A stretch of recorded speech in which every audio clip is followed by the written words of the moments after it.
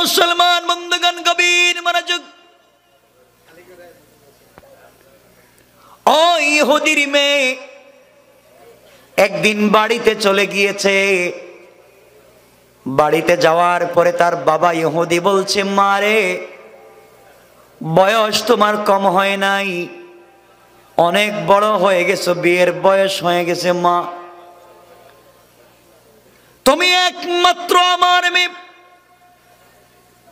কোটি কোটি টাকার সম্পত্তি আমার আছে, আমার কোনো ছেলে নাই, একটা মাত্র মেয়ে। ও মা, তোমার জন্য আমি বাবা একটা পাত্র ঠিক করে রেখে দিয়েছি, তোমাকে আমি বিয়ে দিতে চাই, তুমি কি আমার কথায় রাজি? মারে, আমি যে পাত্র ঠিক করে রেখে দিয়েছি, ছেলেটা দেখতে অনেক সুন্দর, হ্যান্ডসাম, টাকাওয়ালা, শিল্পপতির ছেলে, তুমি যদি রাজি হও তাহলে আমি দিন তারিখ ঠিক করে ফেলি। মেয়ে ডেকে ডেকে বলছে, আব্বা জান, আপনি আমার বিয়ে ঠিক করে ফেলেছেন, আপনি আমার বিয়ে ঠিক করে ফেলেছেন, আপনাকে আমি বাধা দিতে পারবো না, কিন্তু বাবা আজকের দিনের আমাকে সময় দিতে হবে 24টা ঘন্টার।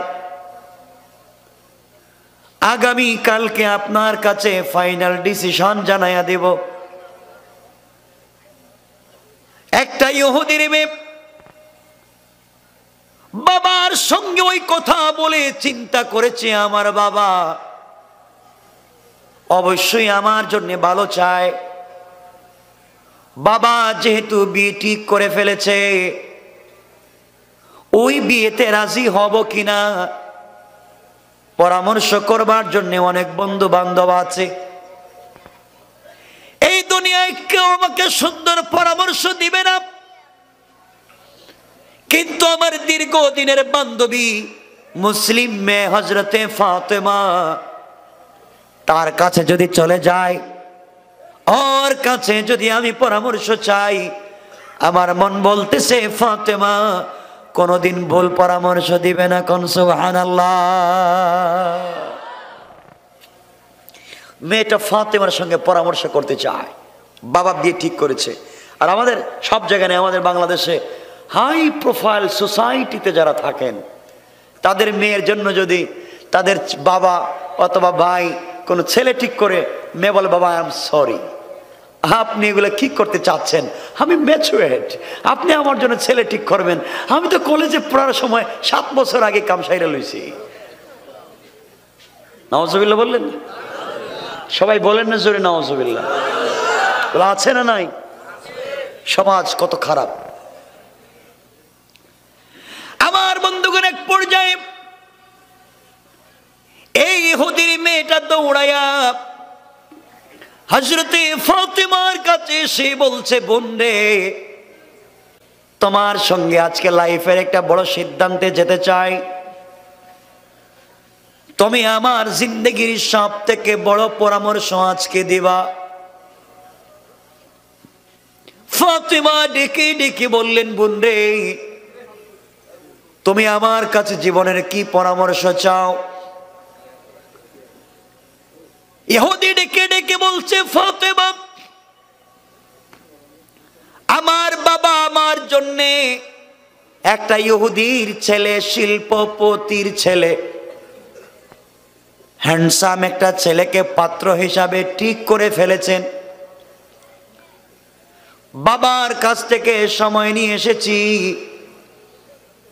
তোমার সঙ্গে পরামর্শ করতেছে আমি কি বিয়েতে রাজি হব কিনা। দুনিয়ায় আমার অনেক আত্মীয় স্বজন আছে, আমার অনেক বন্ধু বান্ধব আছে, কারো কাছে পরামর্শের জন্য যাই না, তোমার কাছে পরামর্শ চাইলাম, কারণ তুমি কোনোদিন আমাকে ভুল পরামর্শ দিবা না। হযরতে ফাতেমা বলছেন, বোন আমার, তুমি ইহুদি, আমি মুসলিম, তোমার লাইফে এত বড় সিদ্ধান্ত আমি দিতে পারবো না, তুমি যেটা ভালো মনে করো, তোমার বাবা যা বলতে চায় তাই করে ফেলো।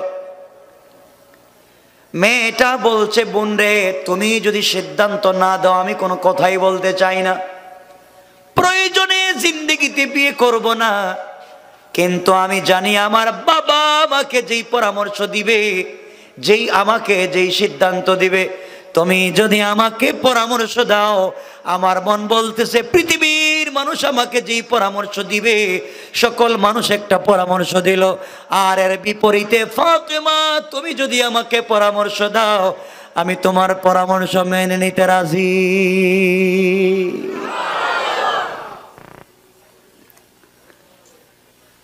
হযরতে ফাতেমা বললেন, বোন আমার,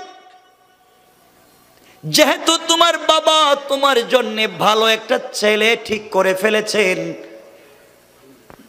আর বাবারা কোনোদিন মেয়ের অপকার চায় না, কল্যাণ চায়, আমার মন বলতেছে তুমি বিয়েতে রাজি হয়ে যাও, উপকার আছে। এবার ইহুদির মেয়েটা হযরতে ফাতেমার হাত ধরে বলছে, বোন রে, তোমার কথায় আমি রাজি হয়ে গেলাম, আমি বিয়েতে রাজি হয়ে যাব, কিন্তু শর্ত আছে আমার একটা। কি শর্ত? আমার শর্ত হলো, তুমি যদি আমার বিয়েতে যাও, আমার পাশে বসো, আমার কাছে থাকো, আমি বিয়েতে রাজি, নচেত রাজি না। হযরতে ফাতেমা ডেকে ডেকে বললেন, বোন রে, আমার বাবা মুসলিম, আমি মুসলিম, আমার বাবা তাওহীদ আর রিসালাতের দাওয়াত দেয়, তোমরা মানো না, তোমরা আমার বাবার জাত শত্রু, আমি যদি তোমার বিয়েতে চলে যাই, আমার বাবাকে মানুষ লজ্জা দিবে, অপর দিকে আমি তোমাদের বিয়েতে গেলে তোমাদের অপকার হবে, অকল্যাণ হবে, মানুষ তোমাকে নিয়ে কানাঘোষা করবে, খারাপ মন্তব্য করবে, আমি যাওয়ার দরকার নাই।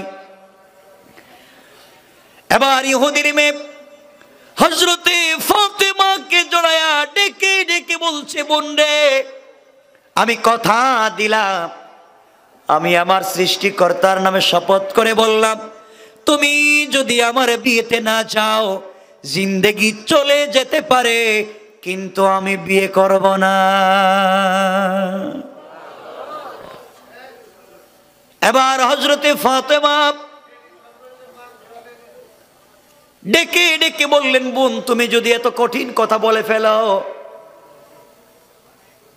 তাহলে ঠিক আছে, যাও, আমি তোমার বিয়েতে যাব। মেয়েটা খুশি হয়ে বাবার কাছে চলে গেল, বাবাকে ডেকে ডেকে বলছে, আব্বা জান, আপনার কাছ থেকে আমি একদিনের সময় নিয়েছিলাম, বাবা দেরি করার প্রয়োজন নাই, আমি বিয়েতে রাজি, আপনি আমার জন্য তারিখ নির্ধারণ করতে পারেন, বিয়ের ডিসিশন নিতে পারেন, কিন্তু বাবা আমার একটা শর্ত আছে, আমার শর্ত হলো, বিয়েতে আপনি যত বড় শিল্পপতিকে দাওয়াত দেন আপত্তি নাই, কিন্তু বাবা আমি আমার এক বান্ধবী মুসলিম, তাকে দাওয়াত করেছি, ও আমার বিয়েতে আসবে। ইহুদি ডেকে ডেকে বলছে, মারে, কে সেই মুসলিম মেয়ে যাকে তুমি দাওয়াত করেছো, বলো না পরিচয়। মেয়ে ডেকে ডেকে বলছে, আব্বা জান, এই যে মুহাম্মদ ইবনে আব্দুল্লাহর মেয়ে ফাতেমা, দীর্ঘদিন থেকে তার সঙ্গে আমার বন্ধুত্ব, আমার জীবনে কোনোদিন ভুল পরামর্শ দেয় নাই, বাবা আমি তাকে ইনভাইট করেছি, ও আমার বিয়েতে আসবে। এবার বাবা তার মেয়েকে হাত ধরে বলতেছে, মারে, প্রয়োজন বুঝে তোমার বিয়ে বন্ধ করে দেব, জিন্দেগিতে তোমাকে কারো কাছে বিয়ে দিব না, এরপরেও তুমি মুহাম্মাদের মেয়েকে এখানে নিয়ে আসতে পারবা না। আমরা ইহুদি, ওরা হলো মুসলিম, ওদেরকে ওখানে নিয়ে আসা যাবে না। মানুষ আমাদেরকে কি বলবে? মানুষ আমাদেরকে লজ্জা দিবে, মানুষ আমাদেরকে নিয়ে দুষ্টামি করবে, মজা করবে। যে এত বড় শিল্পপতির মেয়ের বিয়েতে গরিব মোহাম্মদ ইবনে আব্দুল্লাহর মেয়ে আসবে, ওখানে নিয়ে আসা যাবে না, 1 নাম্বার। 2 নাম্বার হলো, মারে আমাদের টাকা আছে, পয়সা আছে, আমরা তো ভালো সোসাইটিতে বসবাস করি, তোমার বিয়েতে যারা আসবে সবাই দামি কাপড় পরে আসবে, দামি অলংকার জুয়েলারি অর্নামেন্টস ইউজ করে আসবে। আর মোহাম্মদ ইবনে আব্দুল্লাহর মেয়ে, যার ঘরে 3 বেলার 1 বেলার খাবার থাকে না, ও তো ছেঁড়া কাপড় পরে আসবে। এই জন্যে তাকে বিয়েতে দাওয়াত করা যাবে না। এবার মেয়ে ডেকে ডেকে বলছে, আব্বা জান, আপনার কথা শেষ আমি বুঝতে পেরেছি, আপনি আমার বান্ধবীকে বিয়েতে আসতে দিবেন না বাবা। তাহলে আমার ফাইনাল ডিসিশন আপনি শুনেন, আপনি যদি আমার বান্ধবীকে বিয়েতে আসতে বাধা দেন, বাবা আপনি মেরে ফেলতে পারেন, আমি মরে যেতে পারি, কিন্তু জীবনে বেঁচে থাকতে কোনো ছেলেকে বিয়ে করব না। ইহুদি বিপদে পড়ে গেলাম। একটা মাত্র আমার মেয়ে, বিয়ের দিন তারিখ ঠিক করে ফেলেছি, এখন যদি বিয়ে না হয় মানুষ আমাকে নিয়ে তো মজা করবে, মানুষ আমাকে নিয়ে তামসা করবে, কিন্তু বিয়েতে রাজি হব কেমনে? কেমনে বিয়ে করাই? মেয়ে তো ফাতেমাকে নিয়ে আসতে চায়। বাবা একটা কঠিন শর্ত দিলাম। ইহুদি ডেকে ডেকে বলছে, মেয়ে আমার তুমি শোনো, তোমার বিয়েতে মুহাম্মদ ইবনে আব্দুল্লাহর মেয়েকে যদি নিয়ে আসতে হয় আমি রাজি হয়ে যাব মা, শুধু আমার সোসাইটি আর সম্মানের দিকে চিন্তা করে রাজি হয়ে যাব। তাকে তুমি দাওয়াত করো, সে যেন তোমার বিয়েতে আসে, কিন্তু আমারও একটা শর্ত আছে রে মা। শর্ত হলো, সে কোনো পুরাতন ছেঁড়া কাপড় পরে আসতে পারবে না, অবশ্যই কোনো দামি ভালো পোশাক পরে আসা লাগবে। মেয়েটা বলছে, আব্বা জান ঠিক আছে। মেয়ের মনে মনে চিন্তা, ফাতেমা যদি কাপড় না পায় প্রয়োজনে আমি একটা কিনে দিব, এরপরেও নতুন জামা পরে আমার বিয়েতে নিয়ে যাব। মেয়েটা দৌড়ায়া হযরতে ফাতেমার কাছে এসে কান্না করে বলছে, বোন রে, তুমি আমার বিয়েতে যাও, আমার বাবা মানতে চায় না, আমার বাবা রাজি হতে চায় না, কোনোভাবেই বিয়েতে যখন রাজি হয় না তোমাকে নেয়ার ব্যাপারে, এক পর্যায়ে শর্ত দিয়েছে, তুমি যেতে পারবে তবে নতুন জামা পরে যাওয়া লাগবে।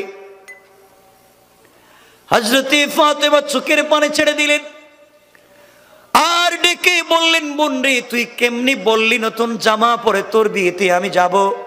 জানিস না আমি কার মেয়ে?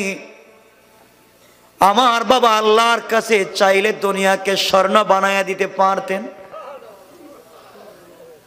আমার বাবা চাইলে আমার ঘরটাকে ডায়মন্ড দিয়ে বানায়া দিতে পারতেন, কিন্তু আল্লাহর কাছে বলেছেন, আল্লাহ তাআলা দুনিয়ার জমিনে গরিবী হালত কষ্ট করে করে জিন্দেগি কাটায়া দিতে চাই, কিন্তু ইন্তেকালের পরে একটা মিনিটের জন্য তোমাকে যেন না হারাইয়া যায়।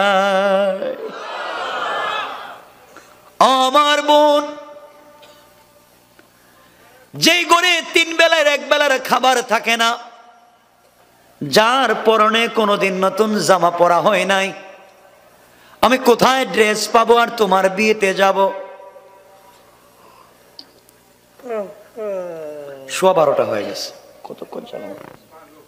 লম্বা করা যাবে না? না, দেরি করা যাবে না, ফজরের নামাজ সামনে আছে, আপনাদের কষ্ট হবে, পরে নামাজ কেউ পড়বেন না, বাদ দিয়ে দিবেন।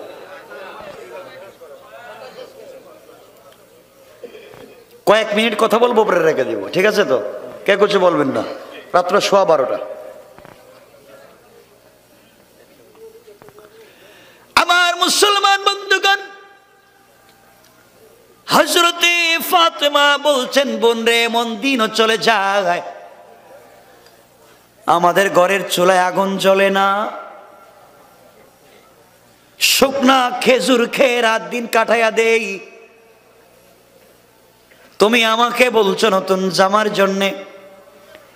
ইহুদির মেয়ে ডেকে ডেকে বলছে, ফাতেমা, আমি যদিও তোমাদের ধর্মে বিশ্বাস করি না, কিন্তু আমি দেখেছি তুমি তোমার যে সৃষ্টিকর্তা আল্লাহকে বিশ্বাস করো।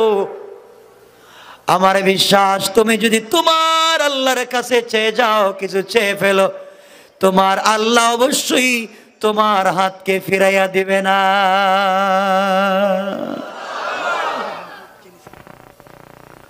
আমার বোন, আমি দেখেছি তুমি সারা রাত্র যে আল্লাহর জন্য কান্না করে কাটাইয়া দাও,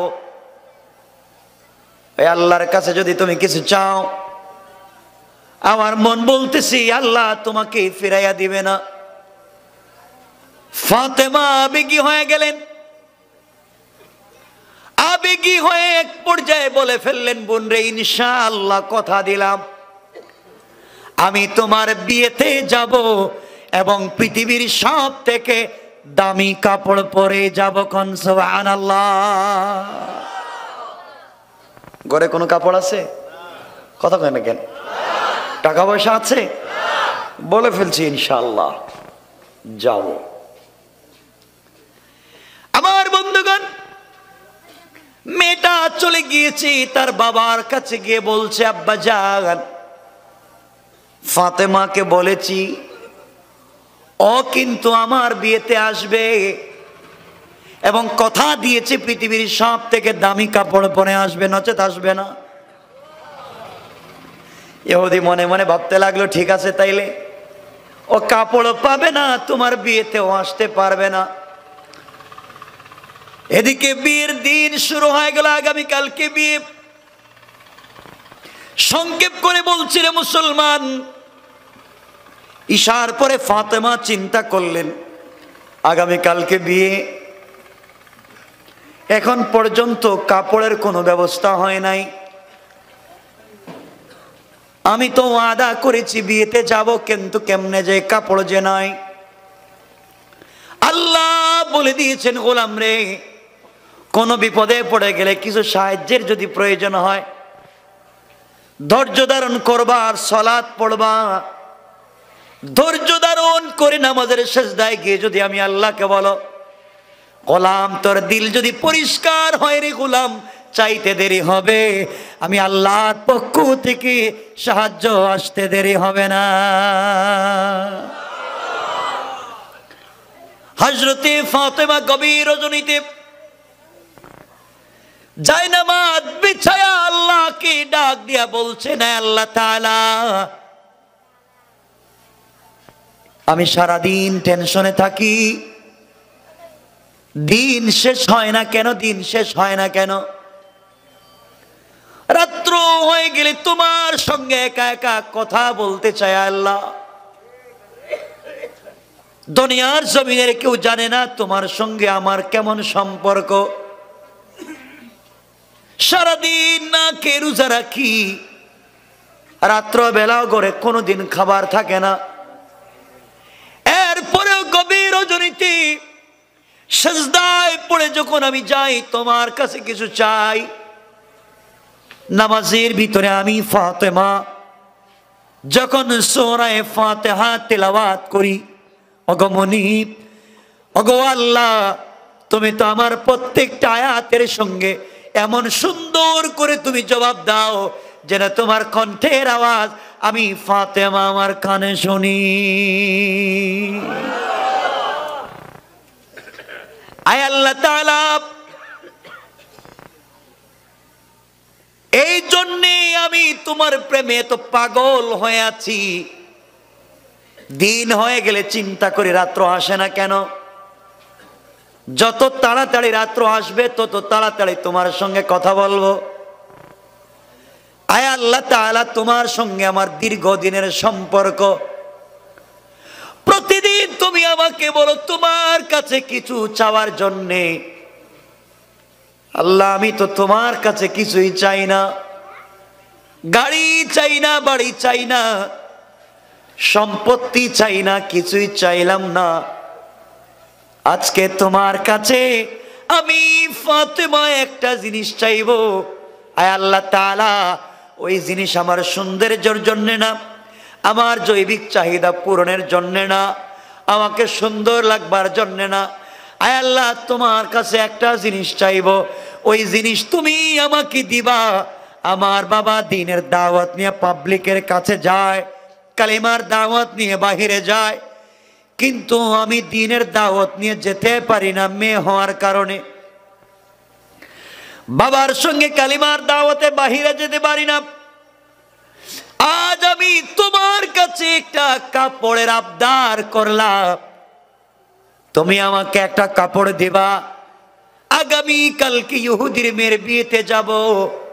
এই কাপড় আমার সৌন্দর্যের জন্য না, আমার চাহিদা পূরণের জন্য না, আমার জৈবিক চাহিদার জন্য না। এত সুন্দর একটা কাপড় তুমি আমাকে দিবা, যে কাপড় পরে ইহুদির মেয়ের বিয়েতে গেলে যারা আমার কাপড়ের দিকে তাকাবে, ওরা তাকায়া যেন কালিমা পড়ে মুসলমান হয়ে যায়। আয় আল্লাহ তাআলা, তোমার কাছে আমি এমন একটা জিনিস চেয়ে বসলাম, তুমি যদি না দাও, দীর্ঘদিন থেকে তোমার সঙ্গে আমার সম্পর্ক কিছুই চাইলাম না, আজ মাত্র একটা কাপড়ের আবদার করলাম, ওইটাও যদি তুমি আমাকে ফিরিয়ে দাও, তাহলে কিসের প্রেম, কিসের সম্পর্ক, আর কিসের ভালোবাসা? তুমি না বলো আমাদের জন্য পাগল, আমিও তো তোমার জন্য পাগল, কিন্তু এমন সম্পর্ক কিছু চাইলে যদি দেয় না।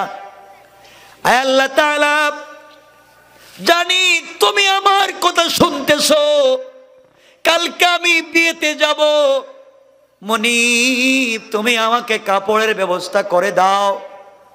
তোমার বন্ধু বিশ্ব নবীর তো টাকা নাই, পয়সা নাই, তুমি আমাকে ব্যবস্থা করে দাও। সংক্ষেপ কথা, হযরতে ফাতেমা কান্না করতে লাগলেন, তাহাজ্জুদের সিজদায় কান্না করে করে কাঁদলেন, চোখের পানি ছেড়ে মোনাজাত শেষ করে যখন জায়নামাজ উঠাতে গেলেন, জায়নামাজ উঠাতে গিয়ে দেখেন ঘরের কর্নারে 2 প্যাকেট কাপড়কে রেখে চলে গিয়েছে। হযরতে ফাতেমা কাপড়ের প্যাকেট 2টা হাতে নিলেন, নিয়ে দেখেন একটা কাপড়ের ভিতরে একটা সালোয়ার, একটা কামিজ, আর একটা প্যাকেটের ভিতরে একটা ওড়না, 3টা কাপড় হাতে নিলেন।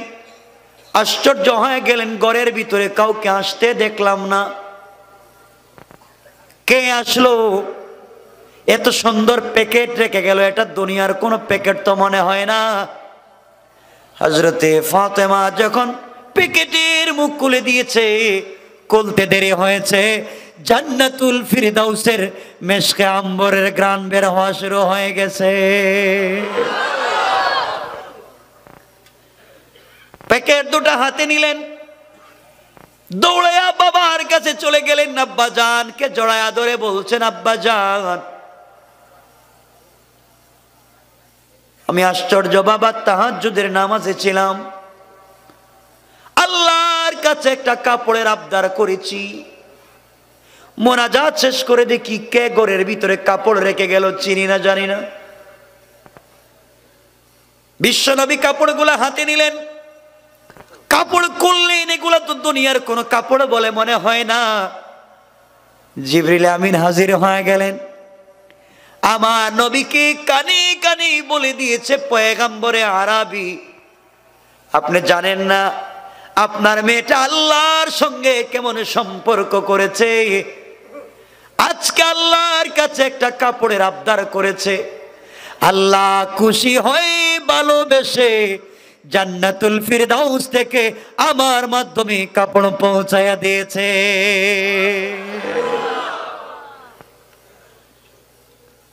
ওগো বিশ্ব নবী, এই কাপড় ফাতেমাকে দিয়ে বলবেন বিয়েতে যাওয়ার জন্য পরে। দুনিয়ার কোন মার্কেটের কাপড় না। বিশ্ব নবী মেয়েকে জড়ায়া কাঁদলেন আর বললেন, মা রে, ঘরের ভিতরে সপ্তাহের পর সপ্তাহ খাবার থাকে না। আমি বাবা কোনদিন তোমাকে নতুন জামা কিনে দিতে পারি নাই, কিন্তু মা তুমি আল্লাহর সঙ্গে এমন কি সম্পর্ক করে ফেলেছো, কথা বলতে দেরি হয়েছে, কোটি কোটি মাইল দূর থেকে আল্লাহ তোমার জন্য কাপড় পাঠায়া দিতে দেরি করে না।